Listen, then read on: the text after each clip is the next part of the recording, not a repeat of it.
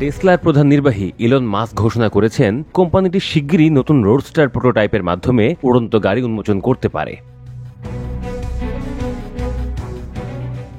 গত শুক্রবার the zoo rogan experience পডকাস্টে অংশ নেওয়ার সময় মাস্ক বলেন, নতুন রোডস্টার প্রোটোটাইপ উন্মোচন হবে ইতিহাসের সবচেয়ে স্মরণীয় প্রযুক্তিগত ঘটনা। জিজ্ঞাসা করা হয় গাড়িটি কি সত্যি উড়বে, মাস্ক সরাসরি উত্তর দেননি। তিনি বলেন, উন্মোচনের আগে কিছু বলা যাবে না, তবে এটি হতে পারে সবচেয়ে অবিশ্বাস্য প্রযুক্তিগত পণ্য। মাস্ক আরও জানান, রোডস্টার প্রোটোটাইপের ডেমো প্রায় প্রস্তুত এবং আশা করা হচ্ছে কয়েক মাসের মধ্যে এটি প্রদর্শন করা সম্ভব হবে। তিনি দাবি করেছেন, গাড়িতে এমন প্রযুক্তি ব্যবহার করা হয়েছে যা জেমস বন্ডের গাড়িকেও হার মানাবে। বিশ্লেষকরা মনে করছেন, যুক্তরাষ্ট্রে ইলেকট্রিক গাড়ির কর ছাড় তুলে দেওয়ার প্রস্তাব টেসলার বিক্রিতে প্রভাব ফেলতে পারে। তবে টেসলাই একমাত্র প্রতিষ্ঠান নয় যা উড়ন্ত গাড়ির প্রকল্পে এগিয়ে আছে। ক্যালিফোর্নিয়া আলেফ এবং জবি এভিয়েশন ইতিমধ্যেই পরীক্ষামূলক উড়ন্ত গাড়ি ও আকাশ ট্যাক্সি প্রকল্প চালু করেছে। উল্লেখ্য, আগামী 6 নভেম্বর টেসলার শেয়ার হোল্ডাররা ইলন মাস্ককে নতুন $1 ট্রিলিয়ন বেতন প্রস্তাবের উপর ভোট দেবেন।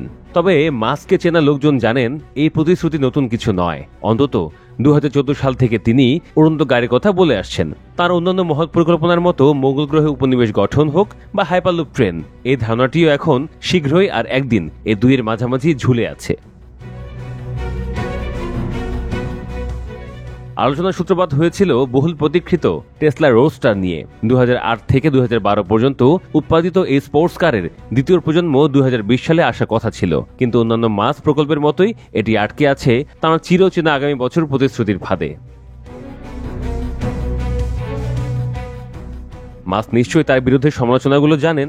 নাটকীয় ভঙ্গিতে তার উত্তর, আমরা খুব কাছাকাছি আছি। একটু থেমে যোগ করেন প্রোটোটাইপ প্রদর্শনের ব্যাপারটি। বলেন, একটাই গ্যারান্টি দিতে পারি, এর প্রোডাক্ট ডেমো হবে অবিস্মরণীয়। ভালো হোক বা খারাপ, মানুষ ভুলবে না। পরে তিনি ইঙ্গিত দেন, তার বন্ধু পিটার থিয়েল একবার বলেছিলেন যে ভবিষ্যতে উড়ন্ত গাড়ি থাকার কথা ছিল, অথচ তাদের কাছে এখনো নেই। এই মন্তব্যেই শুরু হয় জল্পনা, তাহলে কি রোডস্টার আসলেই উড়বে?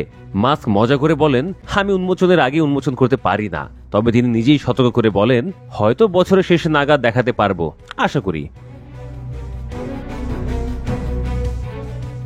তার এই শব্দটাই ইঙ্গিত দেয় টাইমলাইন এখনো অনিশ্চিত। মাস্ক আগেও একাধিক প্রোটোটাইপ ঘোষণা করেছেন যা বছরের পর বছরও বাজারে আসেনি। যেমন তার স্বপ্নের হাইপারলুপ, যা 700 মাইল প্রতি ঘন্টা গতিতে শহর সংযোগের কথা বলেছিল, বাস্তবে পরিণত হয়েছে শুধু লাস ভেগাসে একটি ছোট সুড়ঙ্গে, যেখানে টেসলা গাড়িগুলি ধীরে চলে।